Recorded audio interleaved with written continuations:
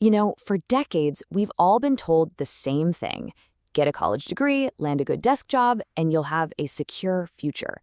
But what if that's just not true anymore? Today, we're going to dig into a really fascinating argument that the key to career security in the age of AI might not be in our heads, but actually in our hands. So let's just get right to it with the one question that's on everybody's mind. Is your job safe? I mean, if you're in a role that's all about critical thinking, planning, or communication, the answer is way more complicated than you might think. And it's all because of a brand new kind of tech. Meet agentic AI. Now, this is not your average tool, not by a long shot. This is more like a brand new virtual coworker, one that can plan and carry out complex tasks all on its own. It can write summaries, it can code, it can reason, and it can make choices with very little help from us. And that is fundamentally changing the value of purely cognitive work. All right, so if AI is crushing it with brain work, what's left for us? Where do we still have the edge? Well, the answer, surprisingly, is in the physical world. And that's what we're calling the advantage of touch. This is where things get really interesting. See, there's this huge split in automation. On one side, you've got these digital AI agents getting insanely good at office work.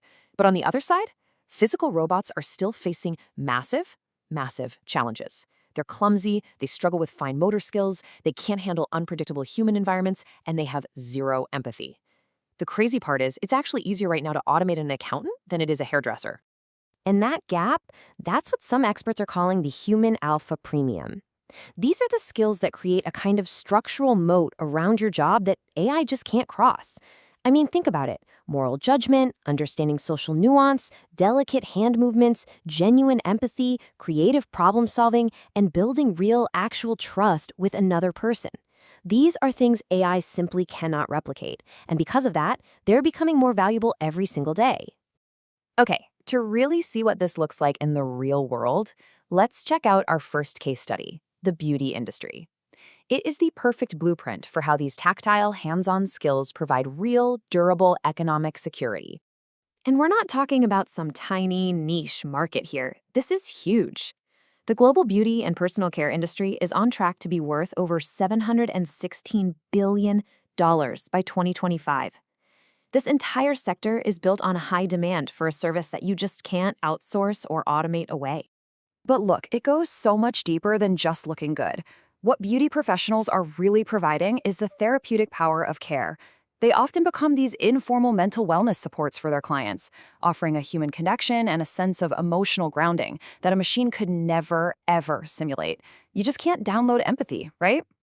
There's this incredible story that shows just how powerful this is. The history of the Vietnamese nail industry. It all started after the fall of Saigon. The actress Tippi Hedren made this small gesture of kindness. She trained just 20 refugees in how to do manicures. And that single act ignited a multi-billion-dollar economy. It became a stepping stone for thousands of families, and today, it's a powerful engine for creating intergenerational wealth. Okay, let's pivot to another industry everyone thought AI would just completely take over, real estate. But as we're about to see, the algorithm definitely has its limits. So you see these wild predictions, right? Like an 86% chance that AI will automate real estate agents.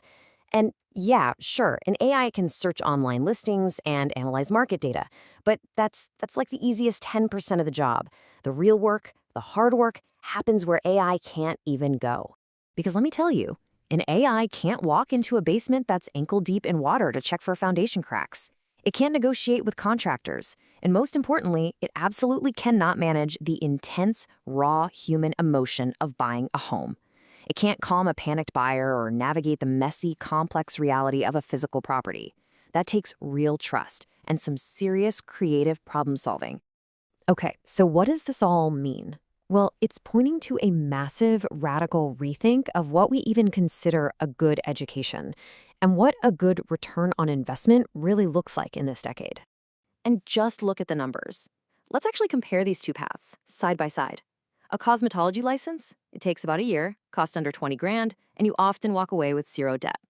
A bachelor's degree, we're talking 4 to 6 years, it can cost you over $60,000, and it saddles graduates with absolutely crippling debt, right at the moment when entry-level white-collar jobs are getting squeezed by AI. The ROI is shifting. and it is shifting fast. But there's a new model being pioneered at places like the Louisville Beauty Academy that's a total game changer. By just saying no to federal student loans, they keep their tuition incredibly low. That formula you see, it's more than just math. It's a whole new philosophy. It shows how a debt-free vocational model actually saves taxpayers millions while empowering students to build their own wealth from day one. And you can see the impact. It's crystal clear. Graduates from this kind of debt-free model are way more likely to start their own businesses. Instead of spending years paying off loans, they're building real economic muscle and contributing to the tax base almost immediately. It's a total win-win for them and for the entire community. So, where does this leave you? What's the big takeaway here? Well, it points toward a whole new path to a resilient, self-directed career, a path we can call the sovereign entrepreneur. So here it is, the blueprint for what you could call an anti-fragile career. Step 1, get a license in a high-touch, AI-proof service. Step 2, use the cash flow from that service to start building asset-based wealth, like investing in real estate. And Step 3, use AI as your tool. Let it handle the boring stuff, the scheduling, the admin work, which frees you up to focus on the human connection that truly actually matters. And that leaves us with one last, really powerful question you've got to ask yourself. As algorithms get better and better at mastering the world of information, maybe the most valuable currency we have left isn't what's stored in our brains, but what we can skillfully and empathetically create with our own two hands.